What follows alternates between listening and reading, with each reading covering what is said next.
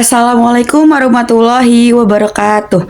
Perkenalkan, nama saya Audi Fitriatunisa dari kelas Program Studi Bimbingan Konseling Islam Fakultas Dakwah dengan NIM 251402129. Baik, saya di sini akan menjelaskan materi tentang sejarah dan perkembangan bahasa Indonesia.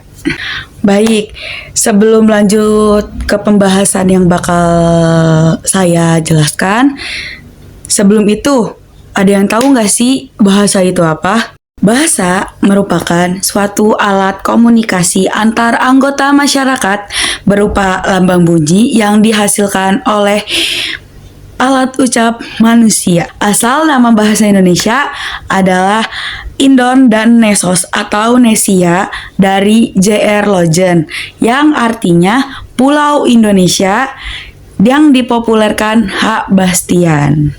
Demikian juga bahasa Indonesia menjadi sarana berpikir dan sarana komunikasi bagi masyarakat Indonesia. Baik, sebelum kita lanjut ke materi, apa aja sih yang bakal kita bahas? Nah, yang bakal kita bahas itu ada 5. Yang pertama, ada sejarah bahasa Indonesia. Yang kedua, itu ada perkembangan bahasa Indonesia dari masa ke masa. Yang ketiga, ada bahasa Melayu menjadi bahasa Indonesia.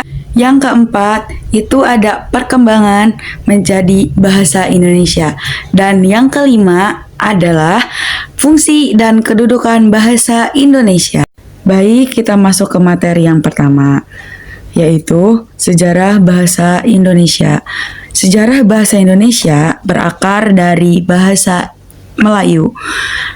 Proses transformasi bahasa Melayu menjadi bahasa Indonesia dipengaruhi oleh beberapa dinamika, yaitu ada faktor historis, ada faktor politik, dan sosial budaya. Sejarah bahasa Indonesia yang berawal dari bahasa Melayu ini digunakan sebagai lingua franca di Nusantara pada abad ke-7. Apa sih titik penting sejarah bahasa Indonesia itu? Jadi, titik penting sejarah bahasa Indonesia itu ada di Sumpah Pemuda yang terjadi pada tanggal 28 Oktober 1928. Pada saat itu, pemuda Indonesia berikrar di Sumpah Pemuda yang berbunyi, "Kami bangsa Indonesia menjunjung bahasa persatuan bahasa Indonesia." Jadi, momen Sumpah Pemuda ini menjadi salah satu tonggak dibentuknya bahasa Indonesia menjadi bahasa nasional. Baik, untuk materi yang kedua yaitu penyebaran bahasa Indonesia dari masa ke masa. Penyebaran bahasa Indonesia merupakan suatu penyebaran yang melibatkan perkembangan dan perluasan bahasa dari masa ke masa. Ada beberapa tahapan penting melalui proses penyebaran bahasa Indonesia. Baik, yang pertama yaitu ada periode pramodern sebelum bahasa Indonesia menjadi bahasa nasional. Bahasa Melayu telah tersebar luas di berbagai negara di kawasan Asia Tenggara. Bahasa ini digunakan sebagai bahasa perdagangan dan komunikasi antar suku di Nusantara berkat posisinya sebagai lingua franca di wilayah Melayu. Untuk yang kedua yaitu pada masa penjajahan Belanda pada tahun 1602 sampai 1942. Jadi selama masa penjajahan Belanda ini bahasa Melayu itu berkembang pesat. Lalu Belanda mempromosikan bahasa Melayu sebagai bahasa administratif dan pendidikan di berbagai daerah. Yang ketiga yaitu ada masa kemerdekaan, yaitu dari tahun 1945 sampai sekarang. Jadi setelah proklamasi dari tahun 1945 sampai sekarang, bahasa Indonesia resmi digunakan sebagai bahasa negara dan bahasa nasional. Penyebaran bahasa Indonesia ini didukung oleh kebijakan pemerintah, termasuk di dunia media sosial dan dunia pendidikan. Jadi ada beberapa langkah penting yang diambil, yaitu meliputi pendidikan, media massa, kebijakan bahasa, administrasi pemerintahan. Jadi setelah proklamasi, bahasa Indonesia digunakan sebagai bahasa pendidikan dan bahasa administrasi. Yang keempat, ada globalisasi dan teknologi dari tahun 2000-an sampai sekarang. Jadi dengan kemajuan teknologi pada zaman sekarang ini, bahasa Indonesia sudah tersebar luas di berbagai negeri. Itu bisa kita dapat di internet, media sosial, dan platform digital yang ada di berbagai belahan dunia. Jadi bahasa Indonesia ini sudah banyak dipelajari di berbagai negara. Sebagian besarnya ada di Korea, ada di Jepang, dan di berbagai negara. Jadi berkat penyebaran bahasa Indonesia yang luas ini, bahasa Indonesia menjadi pemersatu Indonesia yang multikultural dan menjadi kancah internasional. Lalu ada beberapa tonggak penting dalam perkembangan bahasa Indonesia modern. Jadi perkembangan bahasa Indonesia modern itu ada perubahan ejaan dari ejaan Van Ophusen 1901 ke ejaan Suwandi atau ejaan Republik 1947. Lalu ada penerapan ejaan yang disempurnakan atau EYD pada tahun 1972. Lalu ada revisi EYD menjadi pedoman umum ejaan bahasa Indonesia atau PUEBI pada tahun 2015. Dan ada penerbitan Kamus Besar Bahasa Indonesia atau KBBI yang terus diperbarui hingga edisi 5 2016. Materi yang ketiga yaitu pengangkatan bahasa Melayu menjadi bahasa Indonesia. Bahasa Melayu diangkat menjadi bahasa Indonesia karena perannya sebagai lingua franca, bahasa perhubungan di Nusantara selama berabad-abad. Terus sistemnya juga yang sederhana dan tidak mengenal tingkatan, tutur, serta penerimaannya yang luas di berbagai suku, di berbagai negara. Lalu perubahan bahasa Melayu menjadi bahasa Indonesia itu dikukuhkan pada Sumpah Pemuda di tanggal 28 Oktober 1928. Lalu pengesahannya itu ditetapkan pada Undang-Undang 1945. Jadi pengangkatan bahasa Melayu menjadi bahasa Indonesia itu ada beberapa faktor. Yang pertama itu ada lingua franca atau bahasa perhubungan.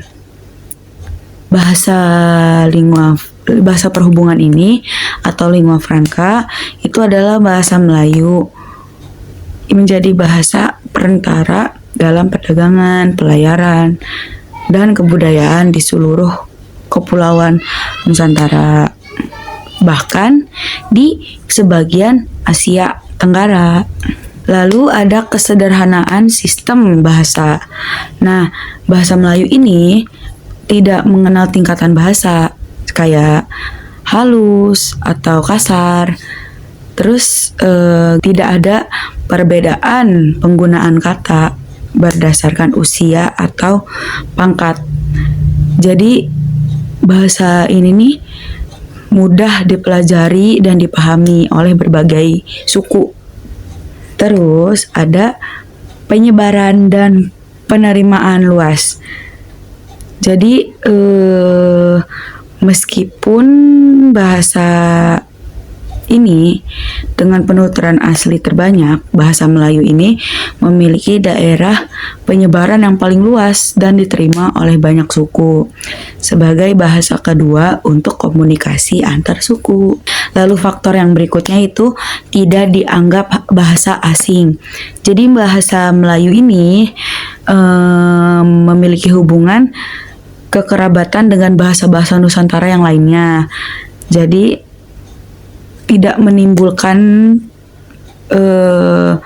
penolakan dari masyarakat karena dianggap sebagai bahasa asing. Faktor yang berikutnya yaitu ada identitas nasional. Jadi bahasa Melayu yang telah berkembang dan dibukukan menjadi bahasa Indonesia ini kemudian diangkat sebagai lambang kebanggaan dan identitas nasional, mewakili nilai-nilai sosial budaya bangsa. Lalu ada pasca 1928.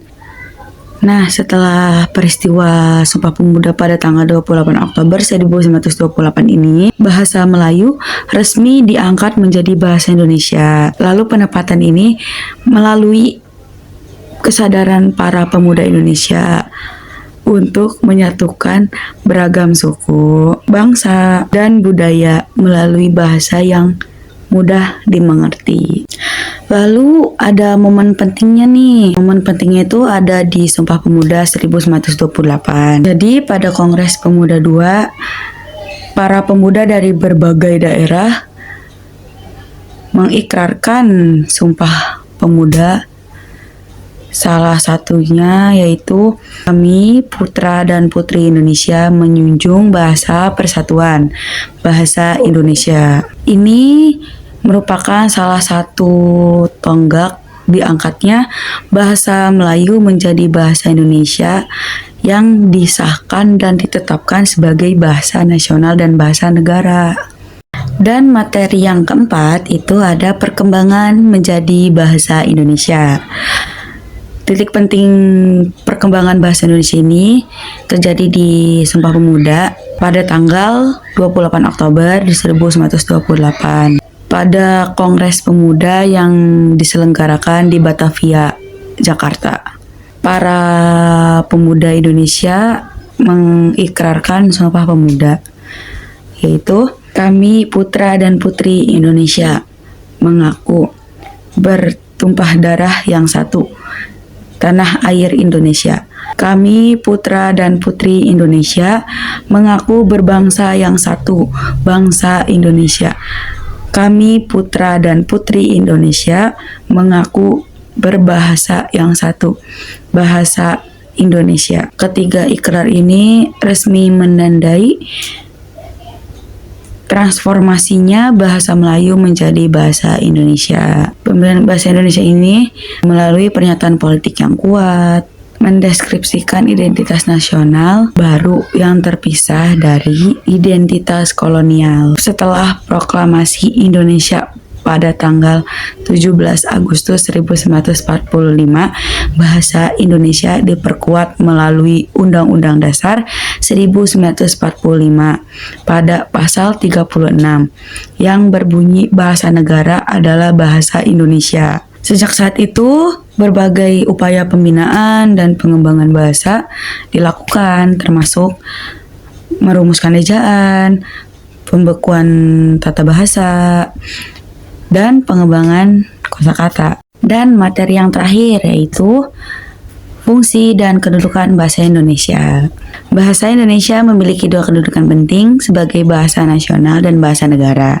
Yang pertama, sebagai bahasa nasional, bahasa Indonesia memiliki kedudukan sebagai bahasa nasional sejak Sumpah Pemuda 28 Oktober 1928. Yang kedua, sebagai bahasa negara. Bahasa Indonesia memiliki kedudukan sebagai bahasa negara sejak disahkannya Undang-Undang Dasar 1945 pada 18 Agustus 1945. Dan sebagai fungsinya, Yang pertama, fungsi sebagai bahasa nasional itu sebagai lambang kebanggaan nasional, lambang identitas nasional, alat pemersatu bangsa, dan alat komunikasi antar daerah dan antar budaya. Yang kedua, fungsi sebagai bahasa negara. Itu ada bahasa resmi kenegaraan, bahasa pengantar pendidikan, alat perhubungan tingkat nasional, dan alat pengembangan kebudayaan. Baik, sekian penjelasan materi dari saya. Mohon maaf apabila masih banyak kekurangan dalam mempresentasikan materi ini. Kurang dan lebihnya mohon maaf. Wassalamualaikum warahmatullahi wabarakatuh.